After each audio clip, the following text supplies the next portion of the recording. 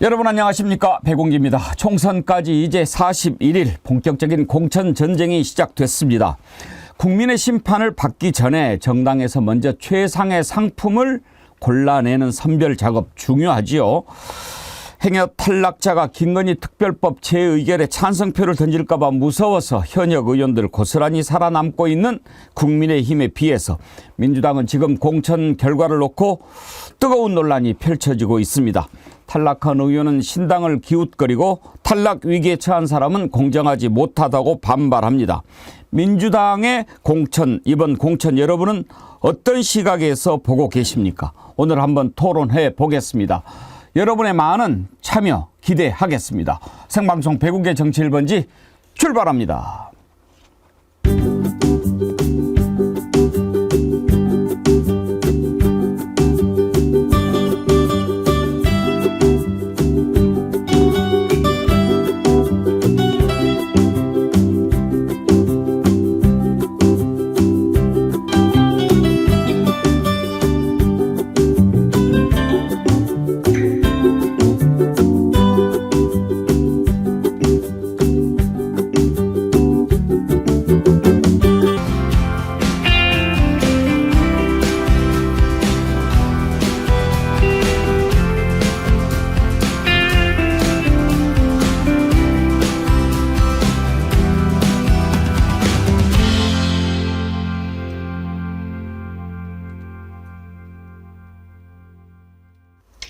예, 배국의 정치 1번지 함께 하신 여러분들을 뜨겁게 환영합니다. 정어리 특파원, 오늘이 2월 29일, 금요일이 3월 1일인데 아까 날짜가 좀 잘못 나갔나요? 예, 오늘까지 마감하겠습니다. 꽤 여러분이 신청해 주셨습니다. 지역만 말씀드리면 경기도 고양시, 파주시, 전라북도 전주, 전라남도 완도, 경상북도 의성 등입니다. 더 많은 분들이 신청해 주셨으면 좋겠습니다. 부담 갖지 마시고요. 전국 방방곡곡에서 생생한 민심을 전달해 주신다면 우리 정치 1번지, 그야말로 명실상부한 정치 1번지 되지 않겠습니까? 다시 한번 많은 참여 부탁드리겠습니다. 오늘까지 이메일이나 또 홈페이지 커뮤니티란에 그냥 간단하게 어디 사는 누구다, 이번에 한번 해보고 싶다, 이렇게 참여해 주시면 저희가 선정해서 그 지역 목소리 들어보도록 하겠습니다. 그리고 정기 구독 회원 가입하신 분들께 감사드립니다. 지금 우리 정어리 점프 운동하고 있는데요. 또 이렇게 도와주시는 것도 큰 힘이 됩니다. 어제 서흥범님, 뽀동이님 정기 구독 회원으로 가입해 주셨는데 오늘 아침에는 김호중님, 화이팅 힘내세요 화순, 이런데 화순에 사시는 분인 것 같습니다. 전라남도 가입해 주셨습니다. 깊이 감사드리고요. 멤버십 가입 회원들에 대해서 우리가 아직 특별 대우를 해드리고 있지는 못하지만 정어리TV가 제대로 자리 잡히면 반드시 은혜를 갚도록 하겠습니다. 소병률님께서 아침에 슈퍼챗 보내주시면서 생애 최고 우리 손으로 만든 독립방송, KBS 수신료는 아까워도 정어리TV 자발적 수신료 납부는 하나도 아깝지 않아요. 수신료 납부 릴레이 가자요, 이러면서 릴레이 시작해 주셨는데 감사드립니다. 근데 수신료는 무슨 수신료입니까? 그냥 우리가 함께 한번 해보자, 뭐 그런 차원입니다. 아무튼 소병률님 감사드리고 지금 또 릴레이에 참여해 주신 분들 많으신데 네, 고맙습니다. 여러분들 감사드리고요.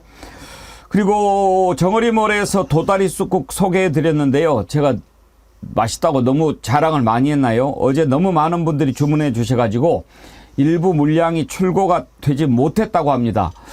몇몇 분은 월요일 날 출고된다고 하니까요. 받아보시고 봄맞이 보양식 드시고 힘내시기 바랍니다. 도다리 쑥국 소개는 오늘 마지막입니다. 많은 분들이 주문해 주시고 사랑해 주셨으니까요. 믿고 드실 수 있을 것 같습니다. 오늘 주문하신 분들 다음 주 월요일 출고된다고 하니까요. 참고 부탁드립니다. 배공기가 추천하는 것 믿고 드셔도 됩니다. 달팽이 크림도 아주 반응이 좋고요. 그러면 내일은 정어리몰에서 뭐가 나올까 궁금하시죠? 비밀입니다. 아주 놀라운 상품을 준비했습니다. 자, 오늘 함께 하실 세 분 패널 소개합니다. 차지원 부산 가톨릭대학교 특임교수, 김준혁 한신대 교수, 부승찬 전 국방부 대변인 함께합니다. 어서 오십시오. 네, 안녕하세요. 우리 오늘은 토론 한번 해봅시다. 지금 공천이 이제 각 정당에서 활발하게 진행이 되고 있는데 국민의힘 공천은 우리가 며칠 다뤄봤지만 안 보여요. 감동도 없고 오늘 아침에 여러 군데서 이렇게 칼럼도 쓰고 그랬는데 장제원 불사능에서 어떡하냐 그런 얘기 합니다. 장제원 보상하는 거 아닌데요. 아니 왜 장제원만 일찍이 그만둬가지고 다른 사람 권성동, 김기현 다 살아나는데 장제원 왜 일찍 그렇게 했다가 망했냐 이런 글들 썼습니다. 잠깐 이야기를 드리면 장제원 사실 아바타가 지금 공천을 받았잖아요. 김대식. 김대식. 예. 김대식은 뭐 장제원 아버지 장승만 전 국회 부의장이 만든 동서학원에 오랫동안 교수로 재직을 해왔고 그리고 사실상 제가 알기로는 그 집에 지금 그 대학교가 2개가 있거든요. 잠깐만요. 최재형 교수님 마이크 상태를 예. 꺼져 있나 봐요. 저기 마이크를 그 전원을 거기 쭉 눌러주세요. 미리 점검을 했어야 되는데 앞에 죄송합니다. 예. 죄송합니다. 예. 우리 김준혁 교수님 마이크를 통해서 대충 내용은 나갔겠지만 좀 깨끗하지는 못했을 거예요. 예. 다시 한번 말씀드리면 사실 장제원은 아바타라고 할 수 있죠. 뭐 김대식 뭐 전 그 민주평통 사무총장이었죠. 사무총장이지만 그분은 사실은 이 동서대학이라고 이 장제원 아버지 선친 장성만 전 국회부의장. 국회부의장이 세운 학교 여기 동서법인인데 거기 예. 동서대학교가 있고 경남정보대학교가 있어요. 예. 근데 거기 동서대학교에 오랫동안 교수로 있다가 사실상 이 지금 경남정보대학을 사실상 지부는 제가 알기로는 아마 장제원 의원이 아마 소유하고 있는 걸로 알고 있는데 거기에 또 총장을 했거든요. 바로 앞에까지. 그러다가 자기가 이제 지금 물러나면서 바로 지금 경남정보대학 총장을 모셔와서 그래서 막 크게 억울하지 않을 것이다라고 하는데 본인이 하는 거하고 어떻게 같겠습니까? 물론 그래서 지금 그 안에 지금 예. 상당히 나름대로 그 지역에서도 반발이 많습니다. 지금 또 아마 제가 짐작한데 보고 있자니 속이 부글부글 끓기는 끓을 겁니다. 아이씨, 헐 나도 저렇게 좀 버티고 그럴 걸. 근데 지금은 그런 느낌이 좀 덜 할 텐데요. 이제 막상 이제 새로운 22대가 이제 시작되고 나서 본인이 아마 외국을 나갈 때 그때 이제 확실하게 느낄 겁니다.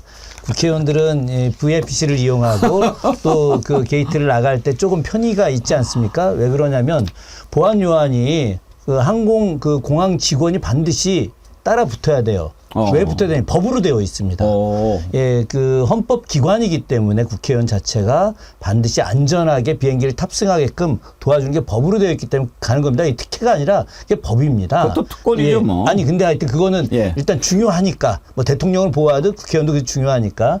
근데 장제원 의원이 이제 국회의원이 아니게 되면 그걸 못하게 됐거든요. 그건 그렇게 할 수가 없는 거니까. 그럼 그때부터 시작해서 막 이제 화가 치밀어 오르죠. 제가 그런 것을 막 느끼는 전직 의원님과 비행기를 같이 탄 적이 있었는데, 예.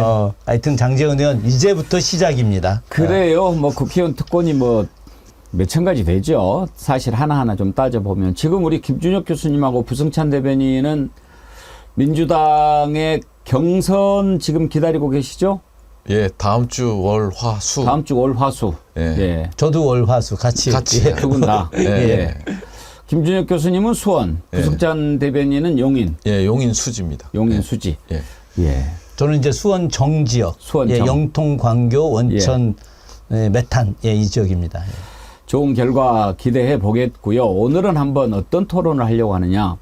이제 민주당에서 공천 파동이죠. 일어났는데 이걸 어떤 시각에서 봐야 되느냐 한번 좀 토론을 해보려고 합니다. 일단 제가 왜 두 분 지역구 경선 앞두고 있는 상황을 여쭤봤냐면 김준혁 교수님하고 부승찬 대변인께서는 이제 민주당의 공천 기다리고 있는 입장이고 최재형 교수님은 언론인 출신으로 객관적이고 중립적으로 이 상황을 보고 계신 분 아니겠습니까? 지금 정리를 해보자면 그런 것 같아요. 이재명 대표와 민주당 그 주류의 입장은 그동안에 쭉 의정 활동을 평가를 해왔다. 거기에서 나온 성적 가지고 하위 몇 %를 매기고 그걸 가지고 경선도 하고 또 일부 지역은 전략적 판단에 의해서 전략공관위원회에서 공천하고 이렇게 해서 하고 있는데 그걸 반발한다. 그것은 옳지 않지 않느냐. 자기가 의정활동 해왔던 것에 대해서 충분히 평가를 받고 결정을 하는 건데 이제 이런 논리를 가지고 공천을 쭉 이어가고 있고 이번에 이제 탈락했거나 탈락 6에 있는 사람들은 그 자체가 공정하지 못하다. 이것은 오로지 이재명 대표가 나중에 당권을 노리고 또 대권을 노리기 위해서 경쟁자들을 쳐내고 있는 것이다. 이런 시각에서 지금 반발을 하는 거거든요. 그리고 이제 국민들이나 민주당 지지자 입장에서 봤을 때 이렇게 하는 것이 그래 차라리 이번에 확실하게 한번 보여줄 필요가 있다. 이렇게 지지하는 분도 있고 어찌됐든 갈라서면 이거는 어려운 거 아닌가 이런 시각도 있고 그렇습니다. 그래서 한번 좀 토론을 해보려고 하는데 그간의 상황을 좀 정리하기 위해서 몇 가지 움직임들을 한번 보시고 토론을 하도록 하죠. 최근에 논란이 됐던 사람은 임종석 전 문재인 대통령 비서실장이 있고 그리고 또 서른 의원 있고요. 서른 의원 컷오프 됐죠. 홍영표 의원도 친문의 좌장이다 뭐 이런 평가를 받고 있는데 오늘 아침에 일단 그 지역을 전략 지역으로 분류를 했다가 대상에서 빠졌습니다. 그러니까 이제 사실상 컷오프가 된 거죠. 이런 상황들에서 반발이 심한데 그 반발에 논거 한번 들어보고 그리고 이재명 대표는 어떤 입장을 가지고 있는지 살펴보고 토론을 하도록 하죠.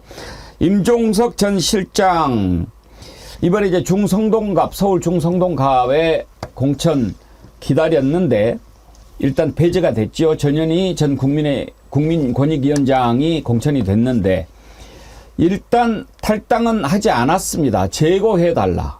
그리고 결정하겠다라고 입장을 밝혔지요. 어제 한번 들어볼까요? 양산 회동에서 이재명 대표가 굳게 약속한 명문 정당과 용광로 통합을 믿었습니다. 지금은 그저 참담할 뿐입니다. 정말 이렇게 가면 총선에서 이길 수 있습니까? 통합을 위한 마지막 다리마저 외면하고 홀로 이재명 대표만으로 국민의 마음을 얻을 수 있는 것입니까? 단결과 통합을 복원하고 민주당이 총선에서 승리할 수 있는 반전의 계기를 만들어 주십시오. 예. 자, 임종석 전 실장 아직까지는 입장을 밝히지 않고 있습니다. 그렇지만 탈당하겠다. 서른 의원 얘기 들어보시죠. 이재명 대표는 윤상군처럼 모든 의사결정을 자신과 측근과만 결정하고 의사결정에 반하는 인물들을 모두 쳐내며 이재명 대표에게 아부하는 사람들만 곁에 두고 있습니다. 어떻게 아부해야 이재명 대표에게 인정받고 공천을 받을 수 있을 것인지만 고민하는 정당이 되어버렸습니다. 아부, 연산군 이런 표현까지 나옵니다. 이제 막 가는 거지요. 자, 한 사람 더 들어볼까요? 홍영표 의원 얘기 들어보시죠. 이게 명문 정당이 아니라 멸문 정당 길을 가고 있다 그렇게 생각을 했습니다. 이번 총선은 당은 패배하더라도 당대표가 승리하는 그런 총선으로 가고 있다. 자, 이제 탈락하고 그런 사람들은 무슨 얘기 하겠습니까? 그리고 탈당한 사람들은 더 심한 얘기 하겠지요. 이재명 대표, 그 전에 몇몇 사람들 반발하고 탈당하고 그럴 때, 참고하겠다, 그리고 지켜보겠다 그랬는데 이제는 확실하게 입장을 밝혀야 되겠다라고 생각한 것 같습니다. 입당도 자유, 탈당도 자유다. 이렇게 얘기합니다. 이재명 대표 얘기를 들어보죠. 입당도 자유고 탈당도 자유입니다. 그런데 분명한 것은 경기를 하다가 질 것 같으니까 경기 안 하겠다. 이런 거 별로 그렇게 이렇게 국민들 보시기에 아름답지 않을 것입니다. 그리고 규칙이라고 하는 것은 이미 정해져 있었습니다. 그 정해진 규칙 속에서 경쟁을 하다가 이 규칙이 나한테 불리해 또는 이 경기에서는 이기기 어려워. 라고 해서 중도에 포기하는 것은 뭐 자유입니다만 그게 마치 경기 운영에 문제가 있는 것처럼 하시는 말을 하는 것은 옳지 않다 이 말씀을 드립니다. 자, 이제 이재명 대표 입장까지 들어봤습니다. 그러면 세 분 패널에게 이 상황을 어떻게 보는지 한번 들어보도록 하죠. 먼저 김준혁 교수께서 지금 반발하면서 탈당하고 탈당을 시사하고 그런 사람들이 내세우는 논리에 대해서 어떻게 생각하십니까? 올바르지 않죠. 먼저 말씀을 좀 드리자면 지금 탈당을 하겠다 혹은 민주당이 잘못하고 있다, 이재명 대표가 사천 공천을 하고 있다 이렇게 말씀하시는 분들의 거의 대부분들이 지난 정권 시절에, 문재인 정권 시절에 굉장히 기득권을 형성했던 분들 아니겠습니까? 그런 분들이 상당히 큰 권력을 갖고 있었는데 이제 와서 그 권력을 놓치게 되니까 반발하는 거라고밖에 당원들은 보지 않습니다. 그것에 대해서 어떻게 평가를 해야 될까? 지금 당원들의 요구는 윤석열 정부와 얼마나 맞서 싸우는지, 실제로 또 그분들이 당시 정권의 중심이었었는데 어떤 권력을 갖다가 놓치게 되는 과정 속에서 글쎄 역할했다 이런 표현들이 아니라 제대로 된 일을 하지 못한 분들이 아니냐라고 하는 평가가 있고, 그 이후에 정권이 교체된 이후에 윤석열 정부와 더 강하게 맞서 싸워야 되는데 그렇게 하지 않고 오로지 자신들의 기득권 유지를 위해서 당대표를 계속 집중적으로 공격했던 사람들인데, 그런 사람들이 어떻게 제대로 된 당원 평가를 받겠습니까? 이번에 적합도 조사에서 가장 큰 핵심은 바로 당원 평가들이었습니다. 이 부분에 대해서 본인들은 생각하지 않고 오로지 이재명 당대표가 자기들을 내쳤다 이렇게 이야기하는 것은 논리적으로 전혀 맞지 않습니다. 당원들의 평가를 겸허히 받아들여야 한다. 실제 이번 평가에서 가장 중요한 것 중에 입법 벌이안, 그러니까 우리가 정량적 평가 같은 것들, 그건 아주 명확하게 기준되어 있습니다. 내가 발의한 법안이 얼마가 있느냐, 그럼 퍼센트가 탁탁탁탁 나옵니다. 근데 여기서 핵심되는 내용이 뭐가 있냐면 바로 가치 있는 동료 의원 평가. 지금 세상에 많이 알려져 있지만 이번에 하위 10% 안에 받았던 박용진 의원 동료 평가 0 받은 거 많이 알려져 있죠. 0 받은 게 박용진 의원이었습니까? 예, 그렇다고 알려져 있죠, 지금. 그렇다고 알려져 있습니다. 명확하게 그렇다고 말씀드리면 몰라도. 하여튼. 그런데 분명히 0 받은 사람이 존재하는 거예요. 이게 과연 올바른 의정 활동을 한 거냐. 여기에 더해서 가장 중요한 배점이 30% 가까운 것이 지역 당원들에 대한 평가입니다. 지역 당원들이 우리 지역에 있는 국회의원이 지역도 챙기지 않았지만 윤석열 정부하고 싸우지도 않고 검찰과 싸우지도 않고 아무것도 하지 않고 오로지 당대표만 괴롭히고 있어?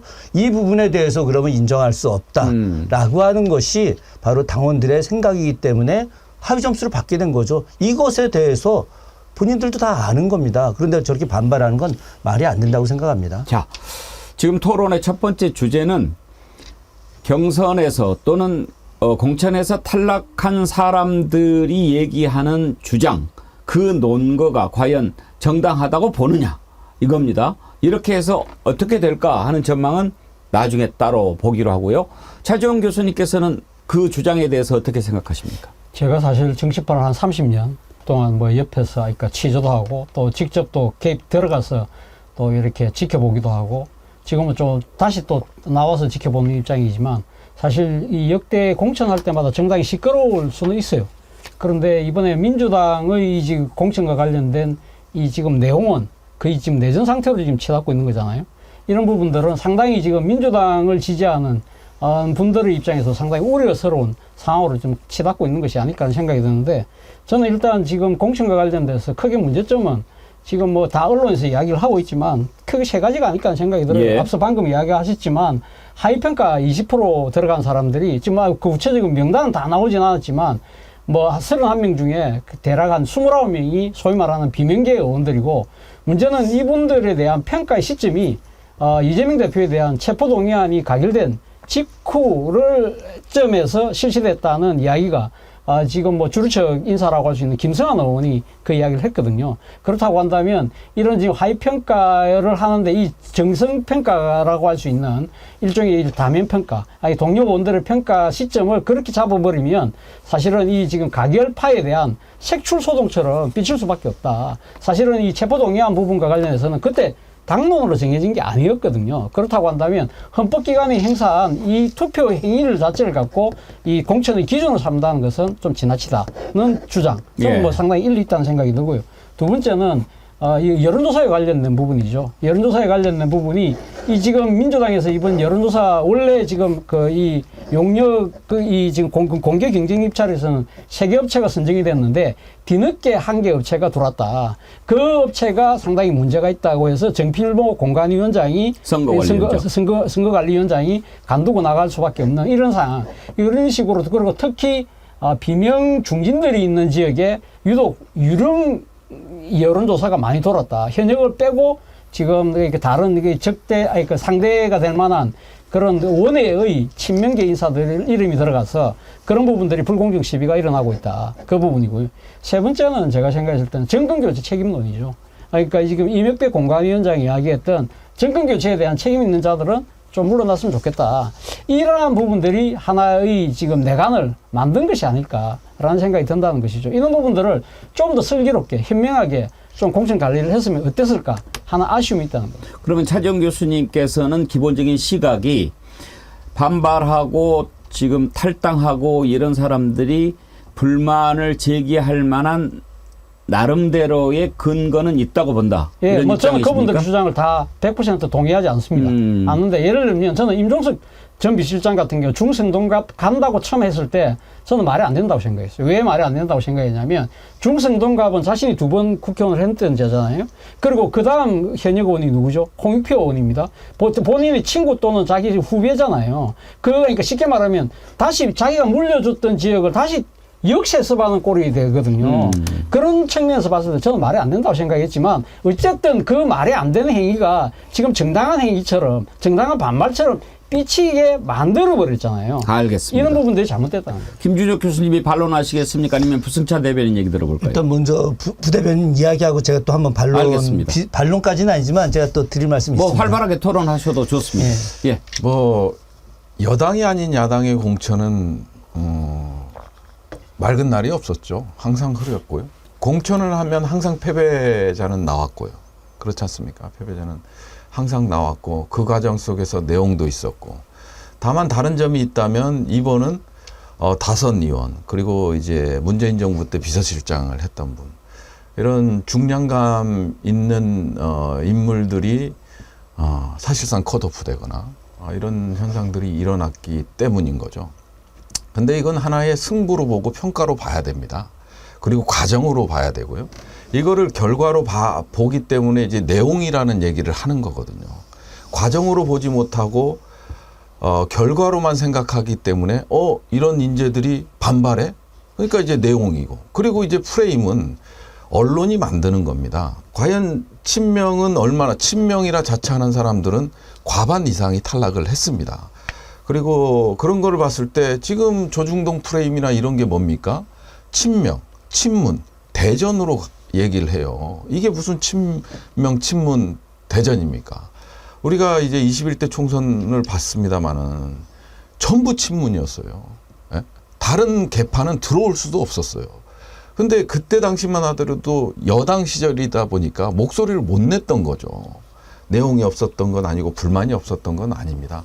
하지만 축구에서 아무리 잘하는 팀이 약한 팀에 질 수 있잖아요. 일본이 독일을 4대 0으로 이겼잖아요. 그런 거랑 같은 논리입니다. 그 논리고요. 그 다음에 저는 이거를 단적으로 얘기하자면 개인주의라고 생각해요. 친명과 친문의 대립 속에 이 사람들이 역할을 하는 게 아니고요. 일종의 본인이 원하는 사익만을 추구하는 정치인이다라는 생각뿐이 안 들고요. 임종석 전 비서실장 얘기를 들자면 2년 동안은 뭘 했습니다. 뭘 했습니까? 그리고 여기는 일종의 사고 지역이에요. 그러면 예비 후보로 등록해봐야 본인이 될 가능성이 없어요. 그걸 모르는 사람도 아니에요. 룰을 깨고 들어와서 예비 후보 등록하고 사퇴도 안 하잖아요. 이런 게 어떻게 친문과 친명의 대결입니까? 엄연히 당헌당규상의 룰이 존재하는 거고 예비 후보로 열심히 예비 후보로 등록해서 뛰고 있는데 전략 지역으로 딱 선정이 돼요. 그러면 내가 할 수 있는 게 아무것도 없는 거예요. 본인들도 그렇게 해왔다라는 거예요. 그리고 이제 하위평가 20% 말씀하셨는데요. 하위평가 20%와 관련돼서 4개인가 5개 항목이 있어요. 아까 말씀하신 대로 이제 지역활동 점수가 상당히 높고요. 당원들의 평가죠. 그다음에 이제 다면평가는 의정활동 평가 안에 들어가 있는 거예요. 그래서 이게 의정활동 평가 총점에서 몇 프로가 여기에 들어가 있는 거죠. 다른 점수들도 있어요. 이 다면평가가 모든 걸 좌우하는 건 아니고요. 실질적으로 다면평가를 이것도 이제 가결이냐 부결이냐 이런 걸로 몰아가면 다른 평가 요소들이 전부 부정되는 거거든요. 그 외에 70%의 다른 평가 요소들이 부정되는 거기 때문에 이런 정량적 평가가 부정되는 거기 때문에 그런 건 또 어떻게 할 거냐. 이런 문제가 있고요. 그다음에 여론조사 업체 뭐 한 개 들어와서 저는 공천 과정에서 다양한 방식으로 할 필요가 있어요. 그러면 거기서 현역 의원을 놓고 돌렸을 때 예비 후보가 빠져요. 한 명이 빠졌단 말이에요. 그러면 억울 안 하겠어요? 그리고 또 돌려보는 거죠. 실질적으로 현역을 빼고 다른 경쟁력 있는 사람이 또 있는지 돌려볼 수도 있는 거고 이런 거는 면접 방식의 문제라고 생각하고요. 이거 뭐 임명백 의원이 정권교체 책임론. 이거에 대해서는 저도 동의하는 부분이 있습니다. 문재인 정부에서 잘못했기 때문에 이렇다. 이거는 결국은 공격에 빌미를 주고 공천 관리의 선명성, 공정성을 해치는 임명백 위원장의 발언이었다고 생각을 해요. 이 점에서는 전적으로 동의하고요. 예. 이런 관점에서 봤을 때 결국은 이 공천 시스템이 마무리가 되고 이제 본격적인 선거, 정책 선거 쪽으로 전환이 됐을 때 그 결과를 가지고 평가하는 게 맞지 않냐 하는 생각이 듭니다. 예. 오늘은 토론이니까요. 좀 편하게. 가급적이면은 짧게 네. 아니면 핵심문만 길지 않게. 그러니까 상대방의 의견도 듣고 네. 뭐 이렇게 할 수 있도록. 잠깐만요. 잠깐 여기에서 김준혁 교수님 말씀 듣기 전에 오늘 토론 여러분과 함께 하겠습니다. 많이 참여해 주십시오. 지금 댓글 보내주시는데요. 여러분들 의견도 같이 토론 패널의 입장에서 제가 전해드리면서 토론하도록 하겠습니다. 몇 분 좀 소개를 하고 김준혁 교수님 말씀 들어볼까요? 그대라서님, 친명 친문이 아니라 이길 수 있는 사람으로 선거를 해야지요. 김정수님, 묻지도 따지지도 말고 총선에 힘을 합쳐야 할 때입니다. 공정하고 상식 있는 정의로운 나라를 국민들께서 소중한 표로 만듭시다. 김희숙님, 민주 지지자님들 이제 물갈이 필요합니다. 몇십 년 봐왔지 않습니까? 일할 국회의원이 필요합니다. 개인의 영광이 아닌 국민을 생각하는 의원이 필요합니다. 스스로 기득권이 된 의원들은 스스로 돌아보시길 바랍니다. 김성준님, 아니 8년 전부터 있던 정책으로 공천받을 때는 명문정당의 명문 시스템이라고 칭송하고는 이제 와서 문제를 삼냐 웃기고 있습니다 진짜. 이은주님, 임종석 실장 무슨 옥이고 목림이 오만 방자함인지 당신 아니면 민주당이 집니까? 본인이어야 하는 타당한 이유부터 설명하시지요. 김방아님, 그렇다면 그 반대로 현역 전부 공천하면 조용하겠죠. 하지만 국민들은 반발하죠. 민주당 현역들 더 컷오프 해야 됩니다. 한두 분만 더 소개하죠. 스위트비니님,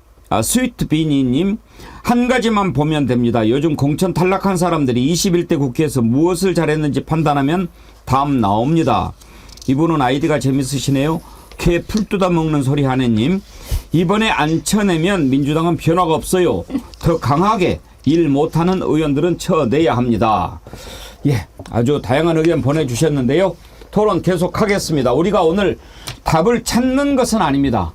그렇지만 한번 이 문제 같이 생각해보고 들여다봐야 합니다. 자, 김준혁 교수님. 차지영 교수님 혹시 예비고사 본고사 출신인가요? 아니면 학력고사 출신? 저 학력고사 2기죠. 2기. 예. 그러면 이제 저하고 같이 학력고사 세대인데 저희가 학력고사 볼 때 맨 마지막에 한 번 보고 그걸로 대학 입시가 결정이 났지 않습니까? 저희는 또 뭐 몇 대학 지원도 못하고 한 대학 한 과만 지원하는 그 세대였거든요. 아, 그래요? 예. 그러니까 굉장히 뭐 하향 지원하고 막 그러는 뭐 상황이었죠. 한 번의 시험이 되게 중요한 겁니다. 그래서 이런 문제가 많다고 해서 수능으로 넘어가면서 전반기에 한 번 본 점수, 후반기에 한 번 본 점수 이걸 합산해서 그래서 이제 수능 평가로 하게 되는 제도로 이제 변경이 되는 거죠. 나날이 바뀌어 나가는 거. 그런데 국회에서 공천을 주는 과정에서 의원들 평가가 지금 이런 방식으로 전반기에도 하고 후반기에도 하고 하면 되는데 마지막에 이제 공천을 준비하는 하기 그 전에 그래서 올해는 12월 1월에 했다는 거 아닙니까?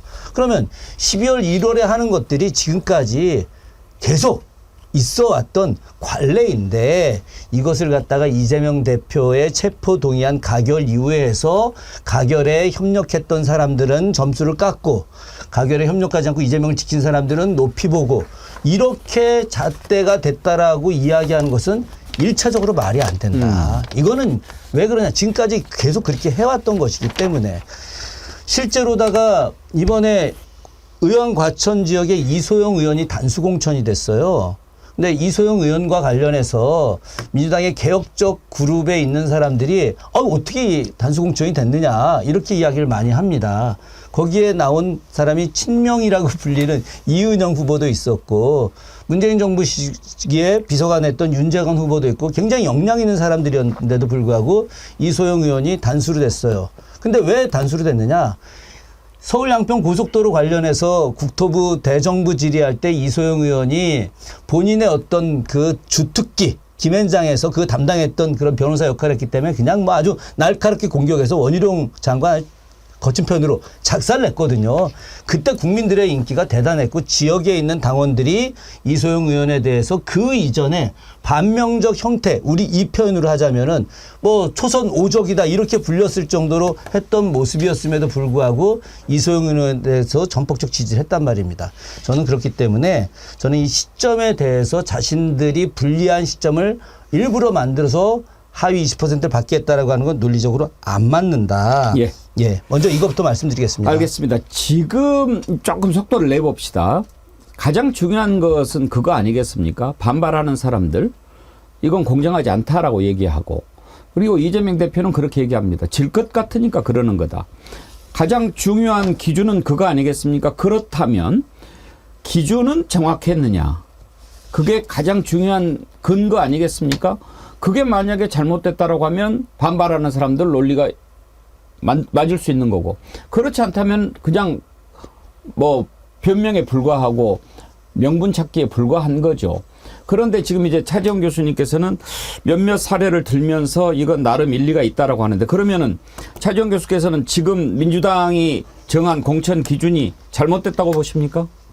아니요. 뭐 저는 뭐 그러니까 앞서 말씀하신 것처럼 하위평가 20% 지금 그러니까 뭐죠? 그러니까 평가 시점이 상당히 그러니까 공교롭게도 체포동의안 가결 시점하고 지금 이거 오버랩되면서 정치적 논란을 불러일으켰잖아요. 말씀하신 것처럼 지금 아마 학력고사 말씀한 한 번밖에 시험을 안 쳤다고 말씀하시지만 사실은 이 당규가요 4년 전에 만들어진 당규예요. 예. 그렇다고 한다면 사실 이 국회의원들에 대한 평가가 지금 의정활동을 4년 동안 하기 때문에 만약에 제대로 된 시스템이라고 한다면 매년 평가를 해야 되죠.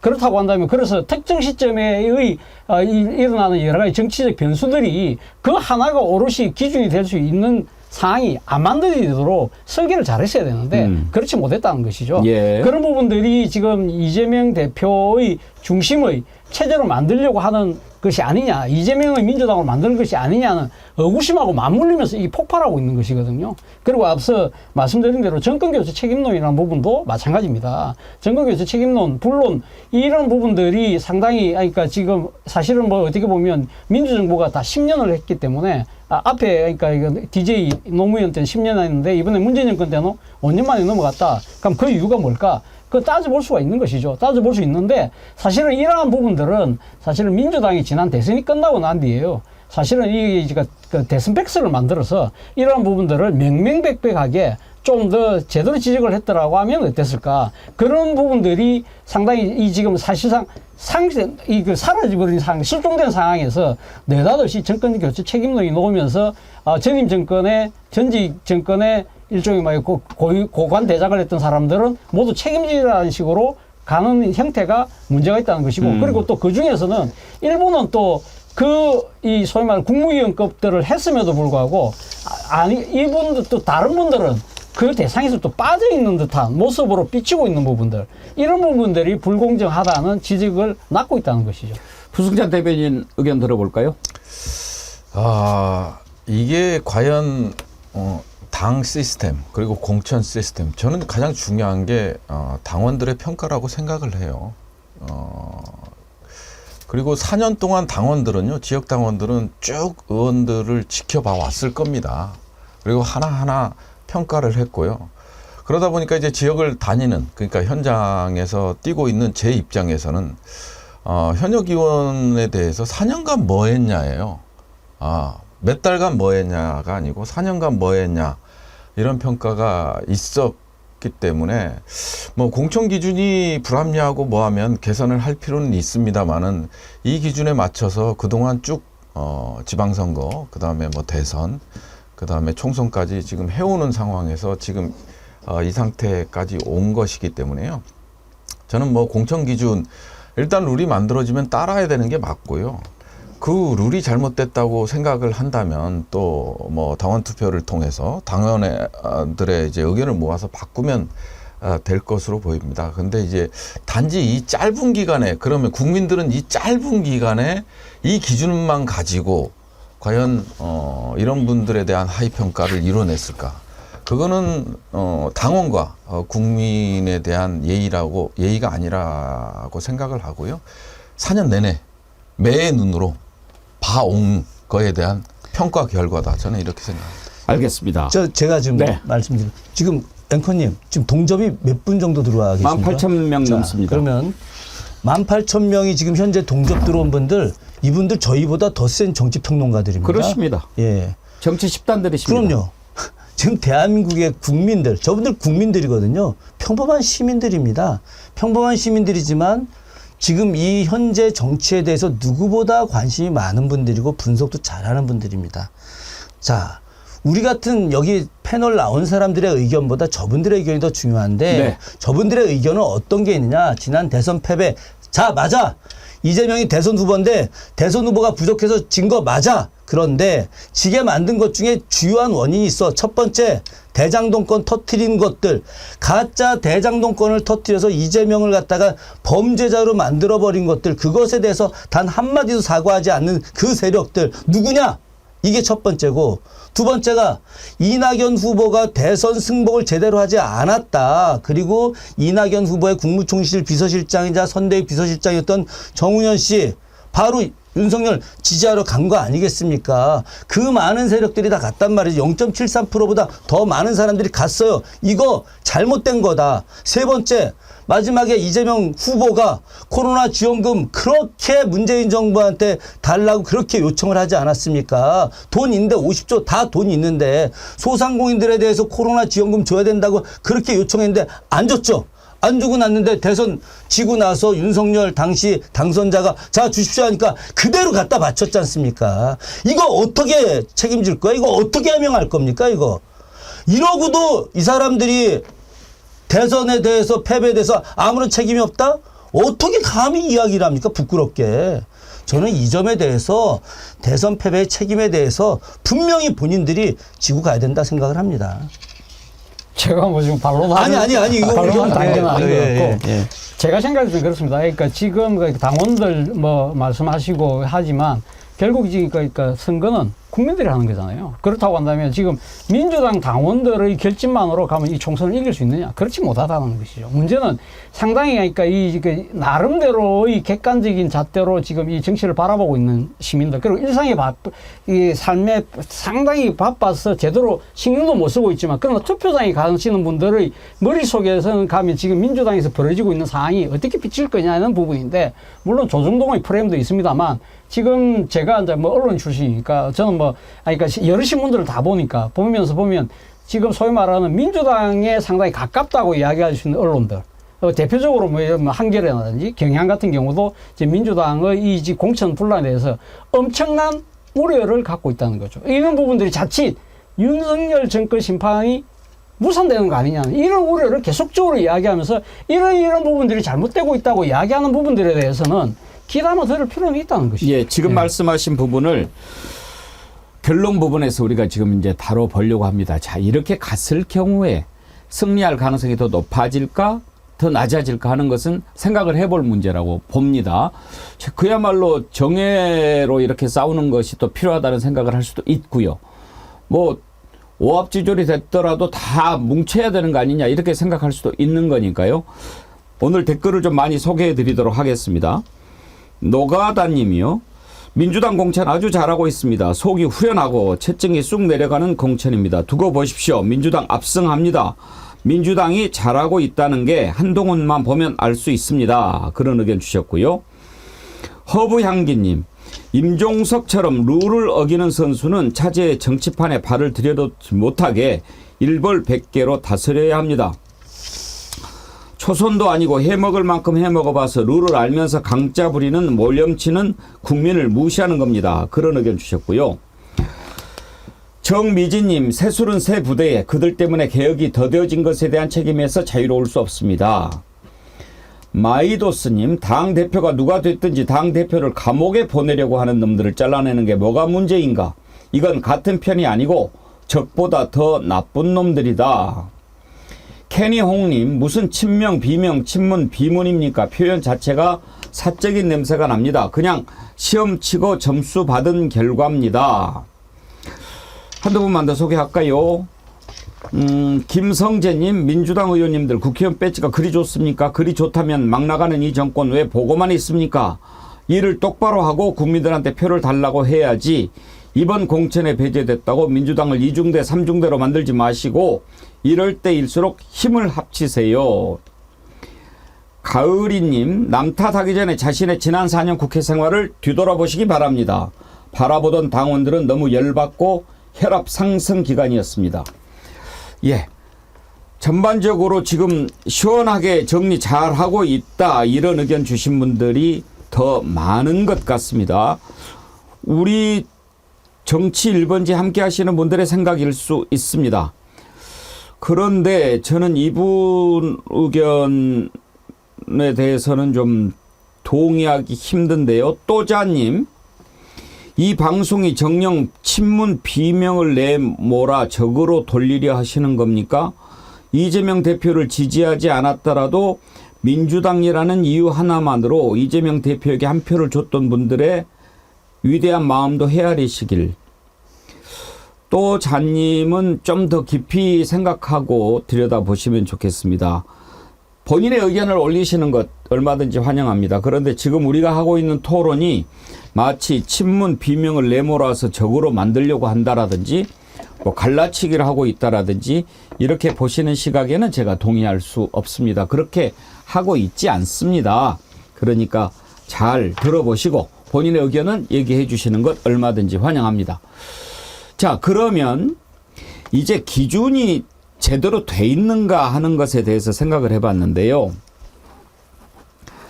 또 하나 들여다볼 것은 과연 지금 탈락자들 또 반발자들이 얘기하는 것처럼 이게 이재명 대표 사당 만들기냐, 그런 부분에 대해서도 우리가 한번 짚어봐야 됩니다.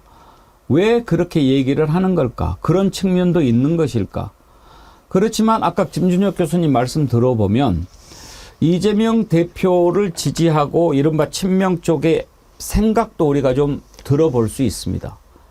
그러니까 너네들이 과연 한 배를 타고 가는 동료라고 볼 수 있느냐, 그런 마음도 좀 느껴졌거든요. 그런 마음이 있습니까? 아니, 당연히 그렇죠. 저 뭐 개인적이지만 경선하는 우리 대선배 정치인님하고 우리가 한 번도 언쟁을 하거나 불쾌하거나 서로를 비방하거나 이런 거 일체 없이 즐겁게 경선하고 만나면 서로 악수하고 사진 찍고 같이 척사대에 가서 막걸리 마시고 고기 먹고 그러고 대화 나누고 있습니다. 한 배를 당연히 타고 가는 것이죠. 저는 이게 되게 중요하다고 생각을 하고요. 이재명 대표님하고 가장 가깝다고 되는 사람이 분당갑에 출마했던 김지호 정무비서였죠. 그런데 갑자기 전락되는 바람에 이광재 전 강원지사가 가지 않겠습니까? 그런데 두 사람이 화합하고 어깨 걸고 사진 찍고 김지호 후보자가 강력하게 이광재 의원을 지지하고 밀겠다, 함께 가겠다 이렇게 하는 거죠. 이게 보기 좋은 거 아니겠습니까? 이와 관련된 사례들은 굉장히 많이 있습니다. 그런데 이렇게 함께 연대하고 함께 가는 모습들을 갖다가 보여주지 않고 갈등하는 모습들. 아니, 세상에 갈등이 없는 것이 어디 있겠습니까? 본인이 좀 실수했다 하더라도 본인한테 그것을 잘못됐다, 너 좀 희생해라라고 하면 분노하는 사람들도 많이 있지 않습니까? 그런 것만 이렇게 보여주다 보니까 전반적으로 이 공천에 문제가 있다고 보는데 지금 화합하고 연대하는 그런 공간들도 굉장히 많이 있습니다. 부승차 대변인 보시기에는 어때요? 저렇게 내부 총질하고 막 이렇게 이재명 대표를 감옥에 보내려고 하고 저런 사람들을 어떻게 같이 가느냐, 그런 생각들이 있다면 정리를 하고 가는 게 맞다고 보십니까? 아니면 어떻게 해서든지 달래고 가야 되는 게 맞다고 보십니까? 충분히 과정 속에서 통합을 시도하는 노력은 해야겠지만 결국은 이념과 가치가 다른 경우에는 함께 갈 수가 없습니다. 그러다 보니까 이제 대선 때도 이탈자들이 많이 나왔던 거고요. 공익이냐 사익이냐 이런 판단 기준이 있을 겁니다. 그래서 사익을 추구하는 사람들하고 같이 간다라는 건 저는 말이 안 된다고 생각해지고요.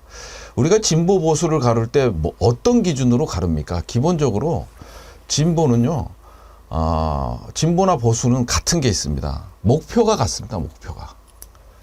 행복한 대한민국을 만들자. 목표가 같은데요. 진보는 이 목표를 빨리 가려는 시도를 합니다. 그러다 보니까 개혁적일 수밖에 없어요.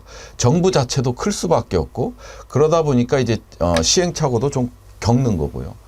보수는 상당히 변화를 두려워합니다. 그러다 보니까 충격을 최소화하면서 가는 거거든요. 지금 이 과정에서 나타나는 게 약간 어떤 당이 지향하는 성격하고도 좀 맞아떨어지는 게 아닌가 이런 생각이 들고요. 아까도 말씀드렸다시피 과정 속에 있다. 과정 속에서 무슨 일이든 일어날 수 있고요. 이게 결과가 아니다라는 것만 말씀을 드리겠습니다. 지금 이제 김준혁 교수님 말씀하신 뒤로 또 이런 글들이 많이 올라옵니다. 좀 소개를 해드리죠. 남자친구 상식이님, 우리는 어느 장단에 춤을 출까요? 우리는 하나가 되자고 외치고 손을 잡고 있는데 당신들이 지금 하는 짓은 우리의 희망을 절망으로 바꾸는 일입니다. 김준혁 교수님 정말 시원합니다. 핵사이다십니다. 그러니까 이제 반발하는 사람들에 대한 비판적 의견인 것 같습니다. 제시방님, 정권 교체 못지않게 국민들이 원하는 건 국회 개혁입니다. 현 의원 교체 여론이 60%를 넘는 상태에서 실제 국민을 위해 일하는 의원들로 국회가 재구성돼야 지금의 국가 위기를 넘길 수 있습니다. 유일 야당 민주당이 내부 분란 없이 한마음으로 뭉쳐야 포갑적이고 무도한 이 정권에 겨우 맞설 수 있다고 봅니다. 약간 화합 쪽의 의견이 무게가 있는 의견인 것 같습니다. 뽀민의 사진관님, 의견 다양성도 중요하지만 먼저 팀워크가 중요합니다. 정당은 조직력으로 뭉쳐야 함에도 당내 내분을 일으키는 목소리가 계속된다면 검사 독재를 펼치는 여당의 이득을 가져다주는 결과가 됩니다. 당 대표를 구심점으로 뭉쳐야 합니다. 당 대표의 사법 리스크로 구속이 된다 하더라도 당원이 뽑은 대표이기 때문에 인정해야 합니다. 이번 총선 최대의 목표는 윤석열 정부 심판이기 때문입니다. 다른 의견도 있습니다. 김성주님, 사당이 된다는 건 문제죠. 하지만 지금 민주당이 이 꼬라지가 난 건 밖에 있는 사람들한테는 민주당이 쓰레기들을 품었을 때 화합이라고 생각하게 만들었기 때문입니다. 민주당은 지금 민주당의 모습이 혁신이라고 알아듣게 설명을 해야 한다고 봅니다. 반대 의견이 아닐 수도 있습니다. 신지니님, 지금은 시끄럽고 반발해도 공천이 다 끝난 후에 다시 한 가지 목표를 향해 뭉치면 됩니다. 그런 의견 주셨어요. 자, 또 의견들 주시는 거 제가 시간이 되는 대로 소개해 드리도록 하고, 차지원 교수님 보시기에 그러면 약간 감정 싸움의 양상도 있는 것 같습니까? 뭐 그런 식으로 좀 흘러가고 있잖아요. 지금 어떻게 보면 지금 당 대상자들 입장에서 뭐 연상금까지 이야기 놓은 거 보면 뭐 거의 갈 때까지 가고 있는 수준인데요. 제가 지금 우리 김준익 교수께서 이제 역사 학자신데 이제 한전 앞에 촛불 흔드는 심정으로 제가 역사적인 비유를 하나 들면 사실 뭐 우리가 이 역사 이 소위 말 강경파와 일종의 뭐 협상파 이 대표적인 김상은과 최명기를 이야기하잖아요. 옛날 그 병자 오란 예. 시대 남한 산성이 갇혔을 때 어떻게 할 것이냐. 그러니까 원칙과 명분으로 우리가 진짜 싸워서 죽어야 되느냐. 아니다. 그럴 때 타협할 건 타협하고 그래도 사직을 이어가야 되고 이 나라라는 이 조선이라는 나라의 명맥은 갖고 가야 되는 거 아니냐. 그런 식으로 현실적 타협론을 이야기하잖아요. 사실 그동안 대한민국의 소위 말하는 이 진보 정당의 역사는 제가 봤을 때는 상당히 현실과의 타협을 하면서 어려움을 극복해 왔다고 봐요. 예를 들면 이 재앙적 총재라고 이야기할 수 있는 김대중, 김영삼 이분들이 야당의 총재를 할 때 소위 말 6대4의 원칙이 있었거든요. 그러니까 재앙적 대통령이니까 그때는 공청 심사 관리 같은 것도 없었어요. 그냥 총재가 꼽으면 돼요. 꼽으면 되는데 그럼에도 불구하고 비주류에게 40%를 안배를 했다. 그 이야기는 뭐냐? 이 지금 본인의 생각, 그러니까 총재의 생각 입장에서는 다 내를 따른 사람 다 앉히면 되죠. 그러나 총선이라는 시험대에 갔을 때는 그것이 나의 지지자뿐만 아니라 또 다른 결정하지 못한 이 유권자들이 있다는 거예요. 그 사람들을 생각해서 소위 말해서 40%의 공간을 내줬다는 겁니다. 대표적인 예가 소위 말해 DJP 연합 아닙니까? DJP 연합을 통해서 대한민국 최초의 정권교체가 이루어졌거든요. 저는 그때 사실 1승 기자였지만 그때 저는 김대중 대통령 상당히 저는 그 선택에 대해서 어떻게 군부 독재 세력의 유신잔당하고 손을 잡을 수 있느냐. 저 상당히 비분간계했지만 지금 와서 생각해 보면 상당히 현명한 선택이었다는 생각을 하거든요.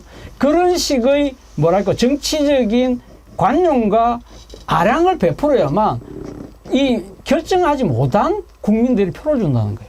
결국은 그러니까 지금 민주당의 앞으로 최종 목표가 정권 탈환 아닙니까? 정권 탈환을 위해서라도 민주당을 지지하지 않는 사람들의 이 표를 어떻게 가꿀 것인가 부분을 고민해야 된다는 거죠. 예. 저는 적극적으로 동의합니다. 예. 이 부분에 대해서는 뭐 당연히 동의를 하고요. 역사 얘기를 이제 계속 하셨으니까 말씀드리자면 원래 김상원, 최명길 다 서인입니다. 인조반정의 핵심 참여자들이죠. 그런데 그 이후에 국제정세를 바라보는 눈들이 달라졌죠. 그러니까 사실 김상원 선생 이후에 안동김 씨가 득세를 하는 과정이 되게 되는데 제가 김상원 선생의 정책을 좋아하지는 않지만 그 후손이었던 김원행이라는 분을 굉장히 좋아합니다. 잘 모르시는데 이 김원행은 연암 박지원 그리고 홍대용 예, 이분네 다 스승이고요. 남양주에 가면 석실서원이라고 하는 아주 유명한 석실서원의 원장을 하셨던 분입니다. 이분은 보수주의자예요. 쉽게 요즘 이야기하면. 그런데 진보를 같이 끌어들입니다. 그러니까 노론 계열 학자임에도 불구하고 상공업을 진흥시킨다던가 개혁적 사고를 만들게 한다던가 라고 하는 정책들을 연대를 하게 하거든요. 저는 여기서 가장 큰 핵심은 뭐냐? 바로 실용주의라고 하는 겁니다. 우리의 실학의 어떤 태동, 바로 이용후생의 실학의 태동은 김원행, 연암 박지원, 홍대용으로부터 나왔다. 그게 박제가 이동으로 쭉 이어지게 되는데 가장 큰 핵심이 실용주의라고 하는 겁니다. 저는 우리 정치도 철저하게 실용주의로 가야 된다. 그런 측면에서 우리의 현재 실용주의, 민주당의 실용주의는 뭐냐? 윤석열 정부와 맞서 싸우고 거기에서 민생을 회복할 수 있는 안정된 정책을 만들어내는 것들. 자, 보십시오. 이현주 의원 지금 어땠습니까? 이현주 의원이 계속해서 반민주당 형식의 이야기를 했지만 그런데 이번에 민주당 복당을 하게 됐죠. 왜 복당을 했느냐? 윤석열 정부와 맞서 싸울 수 있는 아주 중요한 전사가 돼버렸지 않습니까? 그러니까 민주당 입장에서는 이재명 대표 입장에서는 실용주의적 정책으로 지금까지 국민의힘의 당원이었던 이현주 의원을 불러들이는데 민주당 당원들이 난리예요, 난리. 처음엔 우리가 이 난리가 이현주 절대 복당하면 안 된다 막 난리 추진했더니 윤석열과 싸우는 이현주 빨리 데리고 와라 이거 아닙니까? 그러면 무엇을 이야기하는 거냐? 지금 우리가 뭐 비명이다라고 이야기하는 분들 이게 아니라 반개혁적 윤석열 정부와 제대로 목소리 내고 싸우지 못했던 것을 지금 당원들이 알고 있는 겁니다. 그렇기 때문에 그분들한테 당신들은 이번에 물러나줬으면 좋겠다. 지금 우리가 해야 될 일은 윤석열 정부를 빨리 거꾸로 틀리고 새로운 나라 만드는 게 중요하다. 미래를 알려면 그 사람의 과거를 보면 되는데 그 사람들이 앞으로 뭘 하겠다 뭐 하겠다 아무리 이야기해도 지난 4년 동안 한 게 없으니 당신을 믿을 수가 없다라고 지금 당원들이 이야기하는 겁니다. 부숙자 대변인 고개를 끄덕이시는데. 이게 우리 차 교수님이나 김 교수님 말에 전적으로 동의하는데요. 근데 저는 약간 환원주의적 사고에 갇혀 있는 게 아니냐 하는 생각이 들어요. 여기에서 이제 저항하고 공천 컷오프되고 뭐 이런 사람들이 과연 같이 안고 연대하고 통합을 이뤄낼 수 있는 사람이냐에 대해서는 좀 반대 의견을 명확히 밝힙니다. 이상적으로는 모든 의견들을 끌어안는 게 맞습니다. 하지만 이런 분들은 오히려 저는 다행이라고 생각을 해요. 이분들 때문에 통합을 저해하고 이런 게 아니고요. 기본적으로 당의 가치나 이념, 그리고 아까도 얘기했지만 당원, 그다음에 국민들의 평가 자체를 부정하는 사람들이거든요. 근데 이 사람들이 한 축이다, 이렇게 생각해서 우리한테 표가 될 수도 있고 나중에 정권을 교체하는데 도움이 된다고 해서 무조건적으로 받아들이는 건 맞지 않고요.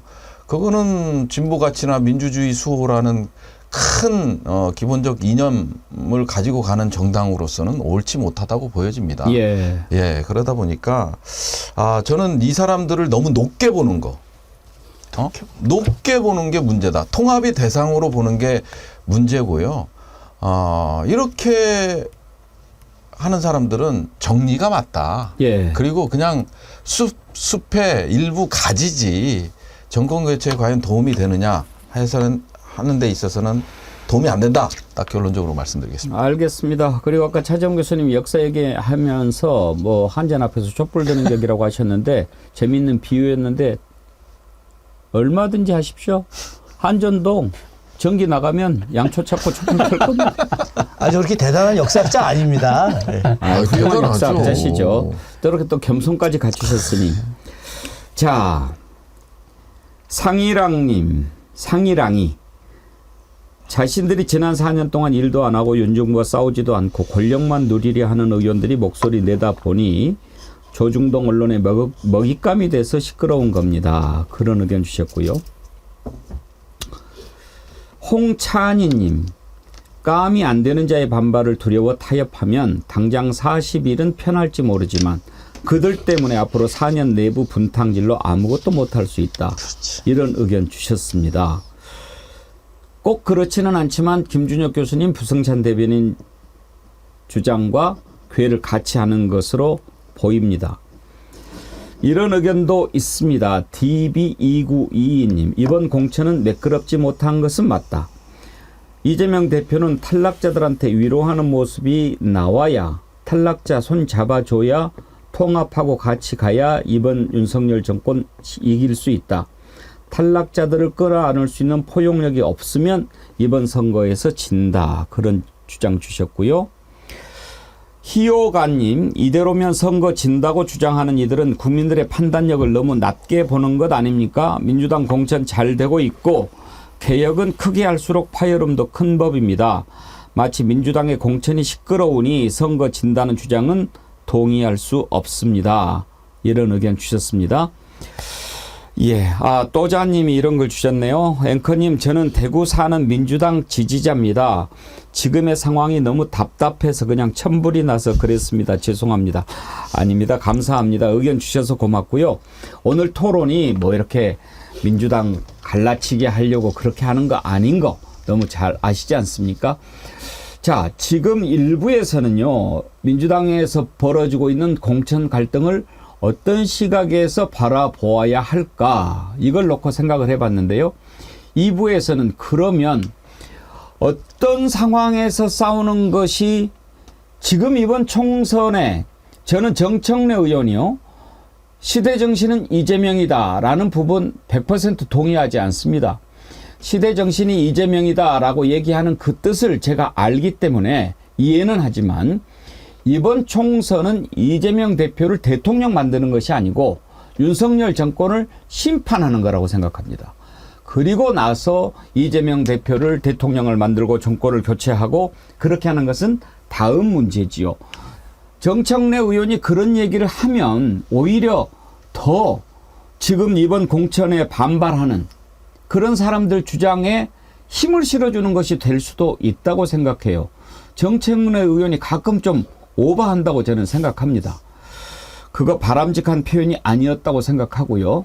자, 아무튼 어떻게 싸우는 것이 그러면 윤석열 정권 심판하는 것에 더 효과적일까, 효율적일까, 이 부분을 한번 2부에서 다뤄보도록 하겠습니다. 전하는 말씀 듣고 이어가죠.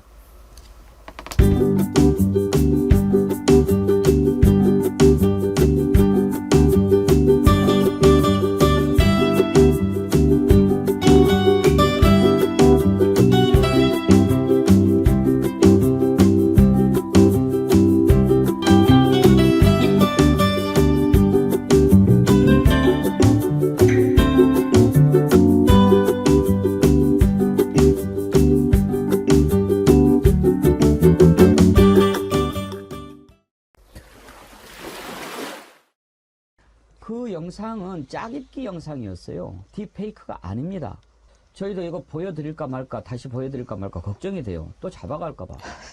존경하는 국민 여러분, 저 윤석열, 국민을 괴롭히는 법을 집행해온 사람입니다. 무능하고 부패한 윤석열 정부는 특권과 반칙, 부정과 부패를 일삼았습니다. 저 윤석열, 상식에서 벗어난 이념에 매달려 대한민국을 망치고 국민을 고통에 빠뜨렸습니다. 윤석열 정부는 말로는 서민을 위한다고 하지만 무능과 부패로 자영업자와 소상공인 그리고 집 없는 서민들을 절망에 몰아넣었습니다. 저 윤석열의 사전에 정치 보복은 있어도 민생은 없습니다. 만약에 대통령이 되신다면 SNL이 자유롭게 정치 풍자를 할 수 있도록 도와주실 건가요? 그건 도와주는 게 아니라 SNL의 권리입니다. 지금 한동훈 위원장이 자부심을 가지고 있는 국민의힘의 공천은 지금 뭐 무음 공천이다라고 하는데 그냥 독서실에서 학생이 공부 안 하고 그냥 잠만 자고 있는 거거든요. 근데 그걸 갖다가 국민들 앞에서 우리는 조용하니까 잘했어라고 칭찬을 받고 싶어하는 모습이 상당히 좀 보기 안타깝다, 좀 딱하다라는 생각이 들었고요. 무엇보다도 경쟁이 없는 정당은 경쟁이 없기 때문에 그것은 독점 상태로 볼 수 있거든요. 지금 국민의힘의 당권이라는 것은 윤석열이라고 하는 그 개인에게 독점되어 있다고요. 전 하나만 더 말씀드리면 저는 윤한 갈등이 있을 때 윤석열 대통령이 일부 이겼다라고 규정을 지었습니다. 예. 그러니까 한동훈 위에 윤석열이 있습니다. 근데 윤석열 위에 누가 있는지 아십니까? 역시 윤핵관이 있기 때문에 제가 아예 명언을 하나 가져왔어요. 검사는 짧고 핵관은 영원하다. 라는 걸로 저는 나옵니다. 국민의힘의 공천 상태를 예. 정리하고 싶습니다. 네. 검사는 짧고 핵관은 영원하다. 네. 쇼츠 만들어서 보내주신 초록동 여신님, 광주 한시민님 감사드립니다. 여러분들께서 이렇게 쇼츠를 만들어서 보내주시면 저희들이 소개도 하고 또 홈페이지에 계속 올려드리고 있습니다. 분기별로 시상을 하기로 했으니까요. 석 달 지난 뒤에 가장 많은 조회수 올라온 쇼츠 골라서 저희가 준비한 선물 드리도록 하겠습니다. 오늘 지금 이제 과연 민주당 공천 어떻게 바라볼 것인가 여러분들과 함께 토론하고 있는데요. 아주 뜨겁게 의견 보내주셔서 제가 소개시켜 드리는 게 이렇게 정확하게 여러분들의 의견을 다 100% 반영하고 있다라고 자신할 수는 없습니다. 지금 뭐 어떤 기준을 가지고 고르는 것도 아니고요. 또 제가 하는 것도 아니고 우리 제작진이 이렇게 보내주고 있는데 그거를 제가 소개해 드리고 있으니까 지금 소개해 드리는 것이 우리 애청자님들의 의견이다. 그러니까 의견은 맞지만 그 소개하는 비율이 꼭 그 비율이다라고는 제가 말씀 못 드립니다. 그 부분은 이해를 해 주시고 아무튼 이런 의견 저런 의견 다 골라서 지금 소개하도록 노력하고 있으니까요. 이해해 주시기 바랍니다. 자, 그러면 이제 이렇게 싸우는 것이 유리할까 아닐까 하는 거 한번 생각해 보죠. 앞부분에서 말씀하셨을 때 거의 뭐 그 방향성은 우리가 짐작은 했습니다만 정리 차원에서 한번 해보겠습니다. 먼저 차재원 교수님 말씀을 쭉 들어봤을 때 그래도 분열은 필패 아니냐, 합쳐서 같이 가야 되는 거 아니냐, 그런 점에서 지금 이렇게 친명, 비명, 친문, 반문 이렇게 나눠서 하는 것은 바람직하지 않다, 위험하다, 그런 의견이신 것 같은데 맞습니까? 예, 맞습니다. 저는 뭐 사실 윤석열 정권 이번 총선에서 심판돼야 된다고 생각하는 사람이고요. 저는 뭐 줄곧 방송에서 그 이야기 계속해왔고 그런 측면에서 정말 안타깝고 정말 그렇다는 거죠. 예를 들면 저는 임종석 전 비서실장 앞서도 말씀드렸지만 중성동갑 그 본인이 가겠다고 했을 때 저 상당히 비판적인 생각을 갖고 있었던 사람인데 왜 감 임종석 전 실장의 문제가 이렇게까지 커졌느냐. 저는 일종의 민주당의 전략 실패라는 생각이 들어요. 사실 임종석 전 실장 같은 경우는요.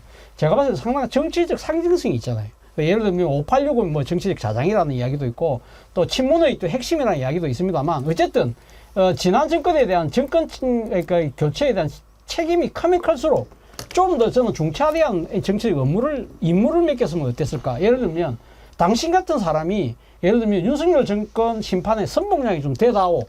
그런 식으로 해서 예를 들면 대표적인 지금 뭐 이거 그 용산 대통령실인 용산 같은데 당신 나가서 좀 한번 부딪혀 주라.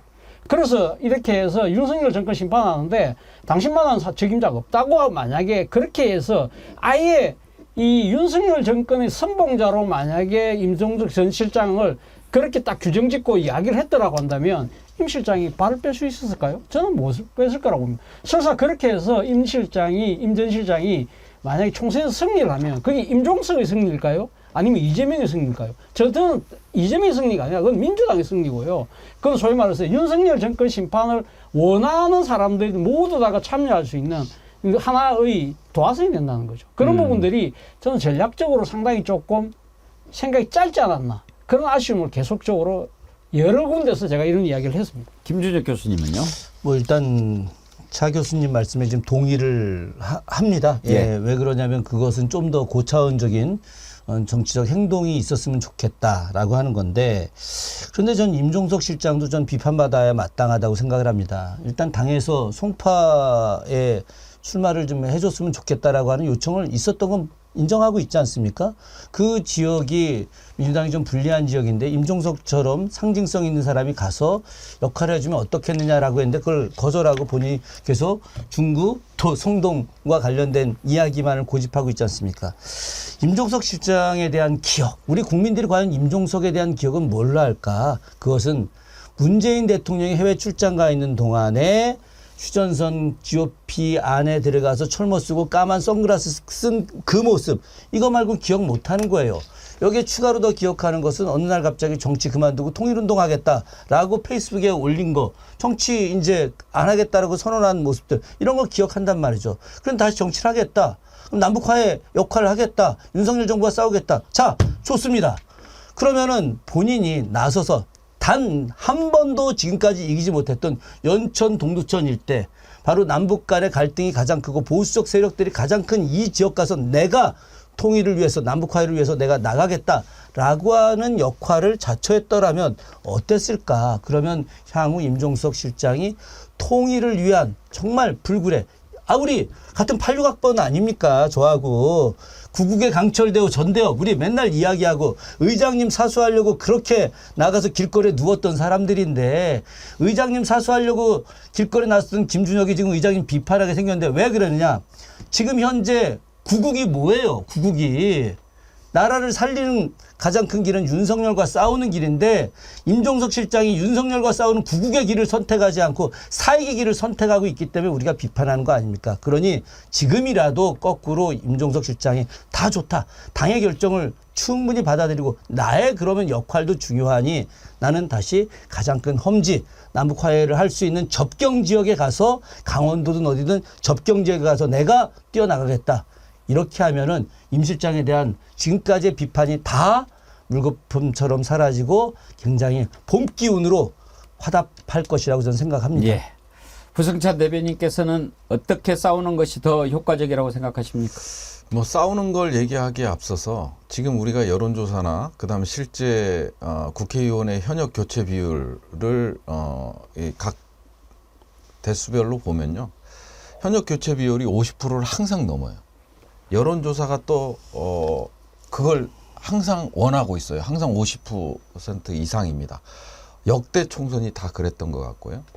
근데 지금 국민의힘은 현역 교체 비율이 거의 뭐 이제 하위 10% 7명 컷오프한다고 하더라도 상당히 낮은 수준이라고 생각을 합니다. 그리고 윤석열 대통령의 이제 국정 운영 평가를 보면 요즘 많이 올라갔어요. 그 고무된 것 같긴 한데 그럼에도 매우 못함이 50%대예요. 많이 떨어져 봐야 40% 후반이에요. 이 사람들요. 민주당이 지금 공천 내용이다 뭐 하더라도요. 이 사람들은 결국 매우 잘못한다고 하는 사람들은 올바른 선택을 합니다. 윤석열 심판이라는 그런 올바른 선택을 할 수밖에 없다. 이런 생각이 들고요. 지금 어떻게 싸워야 되냐를 말씀드리면 공천 과정에서 나타나는 일시적인 현상이고요. 개혁적인 현상이라고 생각을 합니다. 그렇기 때문에 저는 아쉬운 점이 있다면 이런 현상들이 좀 더 결단력 있게 빨리 끝내는 게 나았는데 3월까지 끌고 간다는 게 좀 아쉬운 점이 아닌가 하는 생각 외에는 없고요. 결국은 저는 현장에 있고 우리 김준혁 교수님도 현장에 있지만 현장의 목소리는 우려도 있지만 응원이 더 많습니다. 응원이 더 많기 때문에 지금 이게 저는 뭐 내용이다 뭐다 언론에서 아주 뭐 친문 프레임을 만들고 있고 그쪽으로 몰고 가고 있지만 저는 이게 총선에 영향을 줄 거라고 생각은 전혀 안 합니다. 그리고 이게 마무리가 되면 민주당 잘했구나. 국민이 원하는 대로 현역 교체 비율을 50% 이상 바꾸는구나. 에? 국민의 요구를 받아들이는구나. 그래서 윤석열 심판을 위해서 더 찍어주자. 저는 그렇게 갈 거라 믿습니다. 예. 예, 자, 세 분 의견 들어봤습니다. 어떤 시각에서 보느냐인 것 같습니다. 그러니까 지금 이재명 대표를 중심으로 똘똘 뭉쳐서 민주당이 윤석열 정권 심판하도록 해야 되지 않느냐라는 확고한 생각을 가지신 분들도 계시고, 그래도 지금 그만두고 막 나가려고 하는 사람들도 다 윤석열 정권 심판을 생각하는 사람들 아니겠느냐. 다만 이재명 대표에 대한 생각이 달랐을 뿐인데 그걸 쳐내는 것은 지나치지 않느냐, 이런 건데, 제가 개인적으로 바라기에는 민주당 후보로 싸우든 다른 후보로 싸우든 중요한 것은 이번 총선의 가장 중요한 시대정신, 윤석열 정권 심판이다라고 하는 것을 잊지 않았으면 하는 그런 마음입니다. 그런데 이제 감정이 상해서 그 뜻을 잊어버리면 그거는 안 되겠죠. 그런 일은 없겠지요, 김준혁 교수님? 예, 당연히 그렇죠. 우리가 또 뭐 포용해야 되는 것도 있는데, 그럼에도 불구하고 많은 시민들이 또 원하는 게 있습니다. 제가 저 아침에 인사하고 오다가 한 번도 본 적이 없는, 제 번호를 어떻게 알고 보낸 영통 지역의 유가맘이라는 분이 저한테 보낸 문자 좀 잠깐 좀 읽어드리겠습니다. 네. 김준혁 교수님, 경선에서 꼭 승리하시길 기원드리겠습니다. 정의는 살아있고 악은 반드시 처단될 것이라 믿습니다. 대한민국 지켜야 합니다. 국민의 한 사람으로서 주권을 빼앗기면 안 됩니다. 고단한 길이라는 거 잘 알고 있습니다. 그래도 최선을 다해 주십시오. 이재명 대표님과 함께 친일 정권 척결에 앞장서 주십시오. 정치가 그런 일 하는 거 아니겠습니까? 국민의 한 사람으로 간곡히 부탁드립니다. 지금 국민들, 아주 아이 키우는 평범한 어머니가 어떻게 제 번호를 또 이렇게 찾아가지고 문자를 보내면서 친일 정권 지금 청산해야 되는데 그러면 이재명 대표님과 함께 해야 된다. 악은 반드시 물리쳐야 된다. 이게 소시민들이 원하는 내용들입니다. 그런데 이걸 하기 위해서는 우리가 어떻게 해야 되느냐. 또 물론 기득권을 갖고 있는 당내에 있는 민주당의 중요한 분들도 계시지만 그분들도 조금 내려놓고 또 우리도 조금 더 함께 연대하면서 나갈 때 우리가 반드시 이길 거라고 확신합니다. 예. 하여튼 이제 시끄러운 게 좋으냐, 조용한 게 좋으냐, 어제도 잠깐 그 말씀 드렸는데요. 조용한 것보다는 시끄러운 게 낫습니다. 조용하다라고 하는 것은 살아있지 못하다는 거죠. 왜 조용합니까? 우리가 다 알죠. 국민의힘 왜 조용하게 하는지. 가장 큰 이유는 이번에 아마 살아난 사람들 김건희 여사 찾아가서 고맙다고 100번 1000번 절해야 될걸요. 어떻게 해서 살아났는지 본인들이 고마워해야죠. 만약에 잘라버렸으면은 반대표, 찬성표 던질까봐 무서워서 그런 거 아닙니까? 우리가 다 압니다. 그런데 이제 시끄러워도 또 너무 시끄러우면 또 그 문제가 있는 거예요. 제가 항상 얘기하죠. 뭐든지 앵간히 해야 된다. 그런데 지금 뭐 떠들고 이렇게 나가는 사람들 자기 자신은 한번 돌아볼 필요가 있습니다. 자기들은 어떻게 했는지. 그리고 그렇게 반발했을 때 그 반발하는 것이 옳다고 생각하는 사람이 더 많은지 그렇지 않은지 이제 그런 부분들도 평가가 있지 않겠습니까? 네, 민주당 공천 어떻게 보는지 그걸 놓고 짧게 토론해 봤습니다.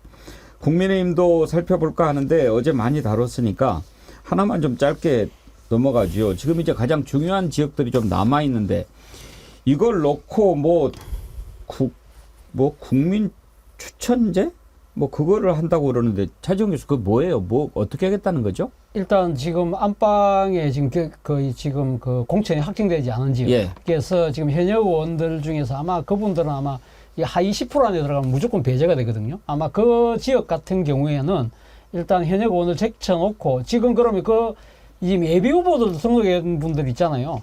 그분들까지 포함해서 새로운 그 후보를 그러니까 공모를 다시 받는데 예. 그걸 갖다가 후보 개인이 내는 것이 아니라 일반 그 지역의 유권자들이 이런 사람 공천해 주세요 하고 당에다가 요청을 하면 그 사람들까지 포함해서 한번 골라보겠다는 생각인데요. 과연 지금 이 시점에 그게 가능할까? 저는 시간적으로. 그리고 그렇게 된다고 한다면 모양새는 국민 추천이지만 실질적으로는 당에서 전략적으로 꽂아 내리는 그런 형태가 되지 않을까 하는 생각이 듭니다. 근데 김준혁 교수님 국민 추천제 하면은 조용해질까요? 아유, 더 시끄러워지죠. 지금 벌써 이채희 울산, 의원. 예, 울산 시당위원장, 아니 그냥 국회의원도 아니고 시당위원장인 이채희 의원이 국민 추천제를 통해서 울산 남구 지금 전략공천이라고 본 거 아니겠습니까? 그래서 본인이 오죽했으면 아이고 이분이 그렇게 목소리가 센 분이 아님에도 불구하고 무소속으로 나온다 지금 막 이런 이야기까지 할 정도인데 저는 국민 추천제라는 것이 조금 전에 우리 교수님 말씀하셨지만 모양새만 갖춘 허울만 갖춘 그런 전략공천의 형태다라고 저는 생각을 합니다. 예.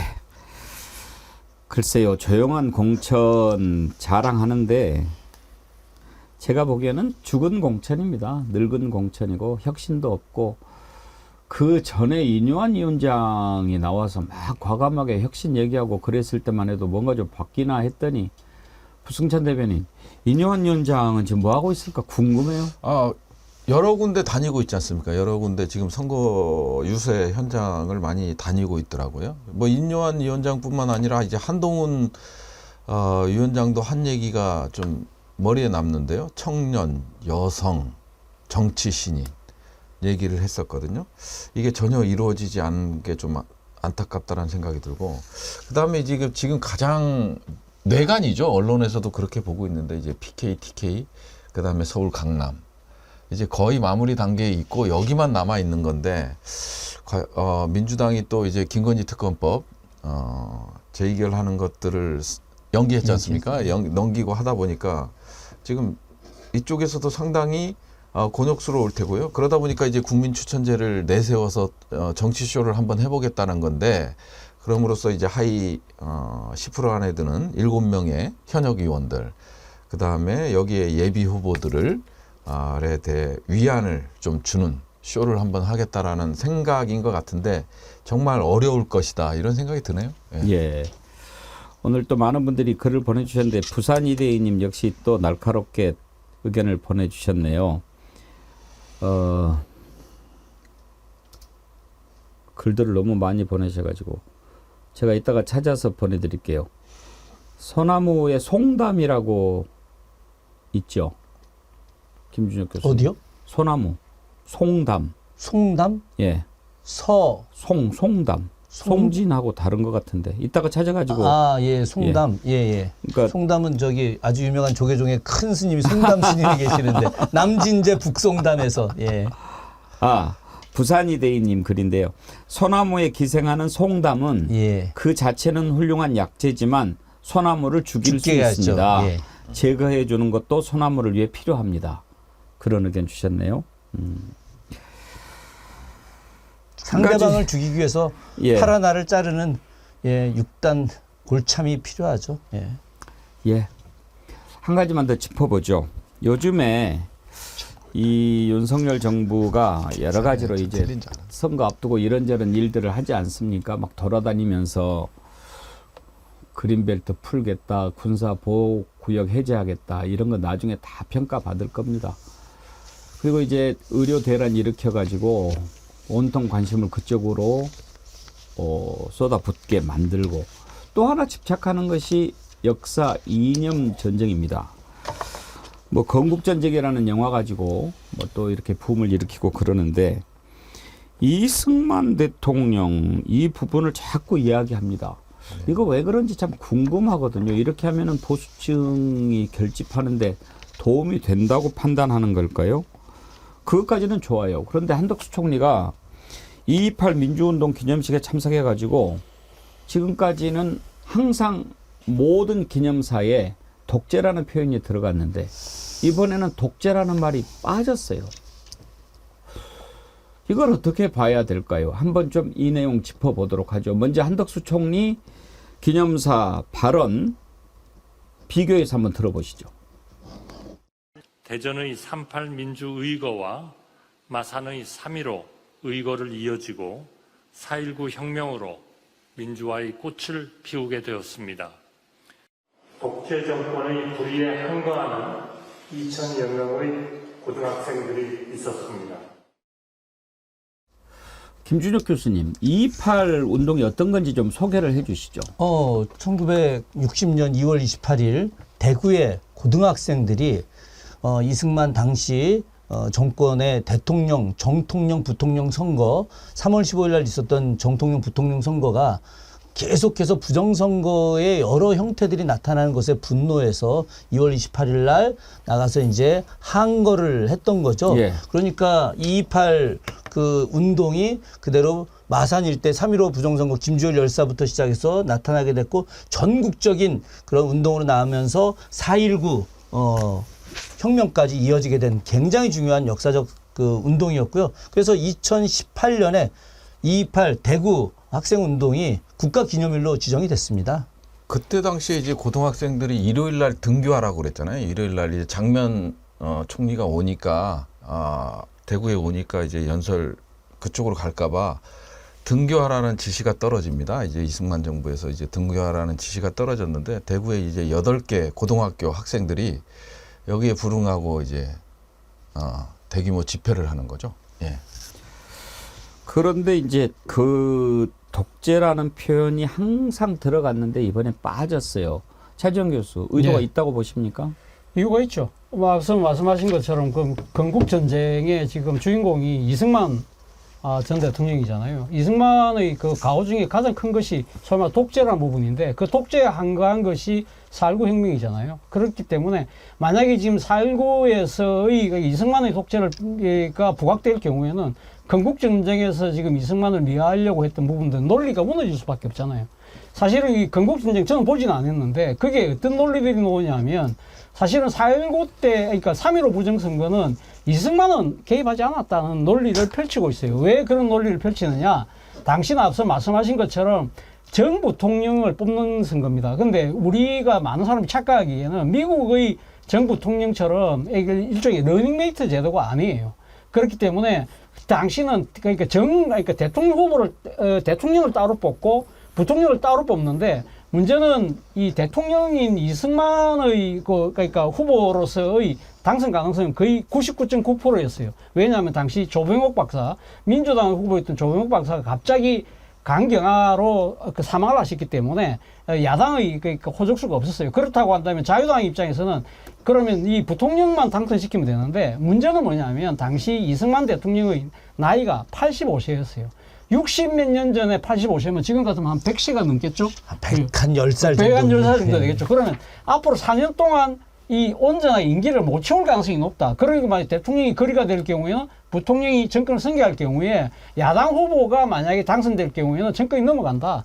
바로 그 때문에 부정선거를 한 것인데, 그 부정선거를 한 부분은 이승만은 몰랐고, 이승만은 자기 당선이 되기 때문에 그냥 일종의 동케어를 했고, 이 당시 자유당 후보였던 이기붕이 그 일당들하고 했기 때문에 이승만 면제론을 주는 거거든요. 그 말도 안 되는 논리를 지금 이야기를 하고 있기 때문에 그래서 지금 이 어제 이 그 2.28 기념사에서도 독재라는 부분이 빠진 부분이 이승만 미화와 저는 아주 밀접한 관계가 있다는 생각이 듭니다. 그러니까요. 지금 뭐 이승만 찬양하는 이유, 그 이유를 모르는 거는 아니지만 공과가 있지 않습니까? 그러면 국민들이 공감하는 차원에서 해야지요. 왜 이렇게 합니까? 독재자 이승만을 부인합니까? 이런 일이 있으면 그건 평가하자라고 얘기하면 되지요.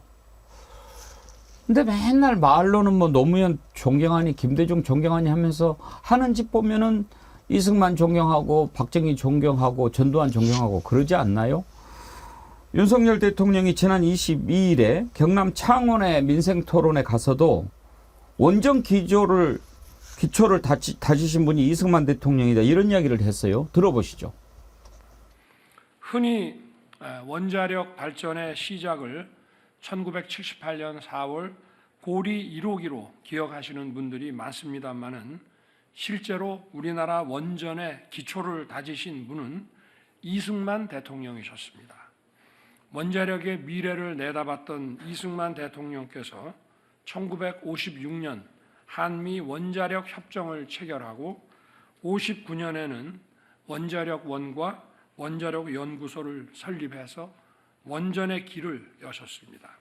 또 서울대학과 한양대학의 원자력공학과를 설치해서 연구 개발의 토대를 닦았습니다. 실로 대단한 해안이 아닐 수 없습니다.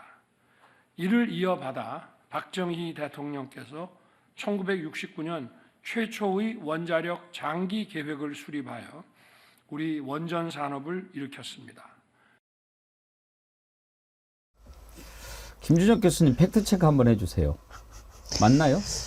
아니, 제가 사실 저 부분까지는 정확히 잘 모르겠습니다. 예. 그런데 그 한미 원자력 협정에서 가장 큰 핵심은 뭐냐면은 그 미국의 원자력과 관련된 부분을 한국에서 연구하고 실험할 수 있다는 겁니다. 이게 뭘로 나타나는 거냐?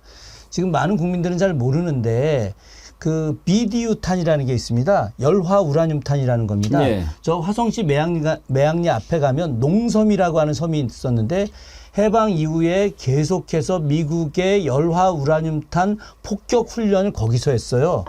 미국 본토에서도 하지 않아요. 왜? 우라늄탄이기 때문에, 바로 원자력과 관련된 내용이기 때문에. 그래서 오키나와에 있는 미군 비행기 또 그 하와이에 있는 미군 비행기 다 한반도에 와서 했습니다.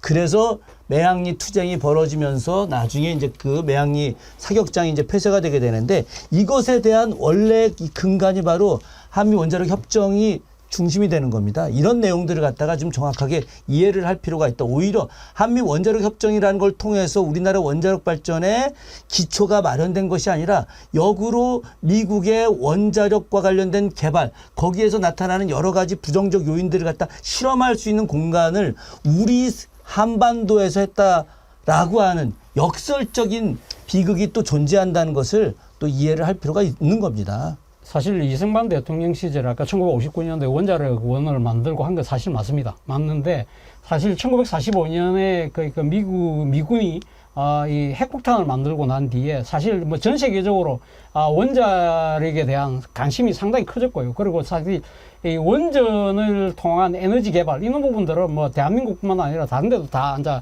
어떤 식으로 태동이 되는 시기였기 때문에 그것이 이승만 대통령의 뭐 결단 해안에 의해서 하겠다기보다는 사실 일종의 시대적인 추세였다는 생각이 들고요. 지금 사실 대한민국에서 원전의 가장 큰 문제가 뭐냐? 고준위 방사성 폐기물의 처리입니다. 예. 이 지금 이 지금 연료봉 지금 다 거의 지금 상당 기간 냉각 기간을 거치거든요. 그래서 그 냉각을 하고 난 뒤에 그걸 갖다가 사실은 지하 한 500m 안반 속에다가 영구 보존을 해야 돼요. 그런데 지금 이 고준위 방사성 폐기물장을 갖고 있는 데가 단 한 나라도 없습니다. 네. 지금 핀란드에서 지금 거의 완공을 했는데 우리나라 같은 경우는 지금 가면 폐연료봉을 어디서 보관하고 있느냐? 각 원전의 임시 저장소에서 보관하고 있는데 이게 2030년 되면요 꽉 차요. 쉽게 말하면 지금 그러니까 지금 맨션을 지었는데 맨션 아파트에 화장실이 없는 거예요.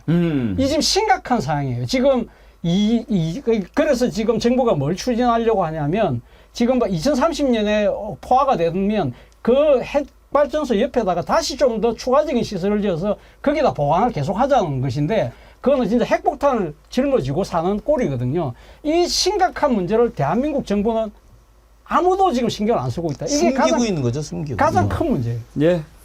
오늘 토론은 여기까지 하겠습니다. 아무리 그래도 아무리 이승만 찬양해서 뭐 어떻게 하고 싶어도 18년부터 23년까지 기념식 발언에 독재가 빠진 적이 한 번도 없어요. 그 표 있죠? 한번 보여주십시오. 그 쭉 한번 이렇게 나와 있는 표가 있을 텐데, 예. 2022년 독재와 불의한 거, 21년에도 독재, 2019년에도 독재, 2018년 독재 무너뜨린 첫 번째 역사, 계속 기념식에 독재가 들어갑니다. 아니, 할 말이 항상 있는 거죠.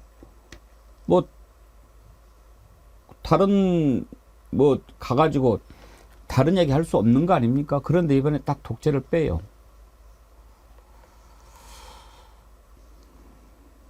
독재라는 소리가 듣기 싫은 사람들은 찔리는 데가 있는 겁니다. 오늘 토론 여기까지 하겠고요. 오늘 많은 분들이 슈퍼챗도 많이 보내주시고 또 회원가입도 해주시고 댓글 많이 달아주시고 좀 정리하는 데 시간이 걸릴 것 같은데요. 전하는 말씀 듣는 동안 제가 잘 추리겠습니다. 감사합니다.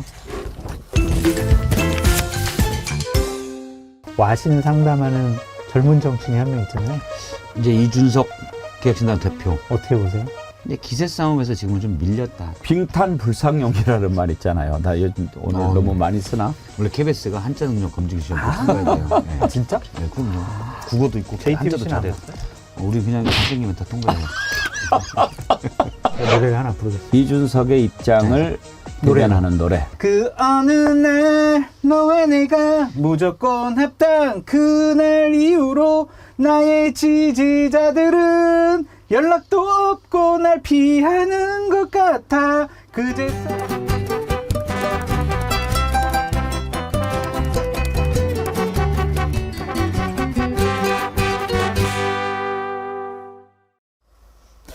예, 먼저 오늘 슈퍼챗 보내주신 분들이요.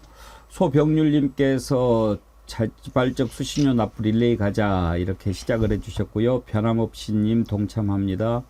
꾸구리님, 여왕깨밈님, 이채양명주 잊지 말자, JJM 180만 운동 힘차게 응원합니다. 백운갱크님 힘내십시오. 감사합니다. 보스형님 TV 총구는 밖으로 수신료는 안으로. 김이연희님, 현양수님 이어가 주셨습니다. 감사하고요.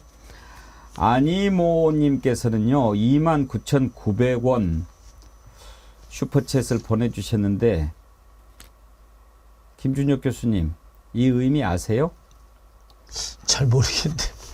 김준혁 교수님, 부승찬 대변인님 도다리 쑥국 드시고 이번 경선 이겨서 국회에 입성하시길 바랍니다. 민주당 화이팅. 아유, 감사합니다. 지금 도다리 쑥국 그 29,900원에 드리고 있잖아요. 그래서 도다리 쑥국 사드리라고 보내주신 것 같은데 그렇게 하도록 하겠습니다. 그리고 아까 도다리 쑥국 얘기 나올 때 소개해드리려고 그랬는데 이백님이요.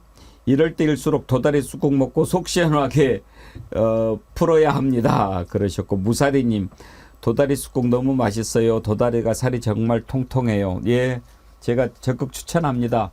아직 안 사신 분들은 오늘 사서 드셔보세요. 오늘 마지막 소개해드리는 거고요. 미다리님, 그동안에 아이디 W 예령님이신가? 그리고 뒤에가 OOKI 그래서 우키라고 읽어야 되나 오키라고 읽어야 되나 했는데 이제 쉽게 이름을 바꿔주셨어요. 미다리로. 네, 미다리. 감사합니다. 최명수님, 토마토 온 에어님, 경선 시점에서의 소란은 언론이 더 부각시키는 측면이 강하죠. 후보 공천이 끝나고 나면 국민평가 달라질 것입니다. 그런 의견 주셨고요. 최명수님, 보스형님 TV님, 투표는 국민이 합니다. 싸움은 국회의원이 합니다. 민꼭 투꼭, 민주당에 꼭 투표도 꼭 합시다. 김인주님, 국민의 피 같은 세금으로 국민들 돌보지 않고 자기들 주머니 채우고 범죄자 부부 보호하기 위한 바쁜 국민의힘은 협치 대상이 아닙니다. 소멸시켜야 할 정당입니다. 나도 국민님, 토마토 의원님은 또 보내셨네. 시끄러운 민주당은 장날이고 조용한 저쪽은 초상집입니다. 예. 그리고 최명수님, 이렇게 오늘 슈퍼챗 참여해 주셨는데 감사합니다. 그리고 아까 김호중 화팅 힘내세요 하수님에 이어서 철딱선이님, 박세권님, 이동권님, JHK님, 민들레님, 내 오늘 안으로 빚갚으리오님, 이렇게 정기 구독 후원 회원 가입해 주셨는데 9분이나요. 감사드립니다. 여러분들이 이렇게 힘을 주시니 힘내서 4월 10일까지 180만 명 했더니 여러분 너무 힘드시죠? 꼭 우리 혼자 하자는 거 아니라니까요. 이렇게 연대하면 됩니다. 하여튼지 주변에 많이 얘기하시고 또 힘을 함께 모아보자, 이렇게 하시면 우리가 반드시 바꿀 수 있습니다. 그 믿음 가지고 같이 한번 가보시죠. 오늘은 목요일입니다. 오후 4시에 속닥속닥 있는 날인데 오늘 오후 4시에 저는 다시 뵙고요. 정치 1번지는 내일 오전 11시에 다시 뵙도록 하겠습니다. 오늘 뜨거운 토론 함께 해주신 차재원 교수님, 김준혁 교수님, 부승찬 대변인님 세 분 수고하셨습니다. 감사합니다. 예. 예. 여러분 조금 있다가 오후 4시에 다시 뵐게요. 감사합니다.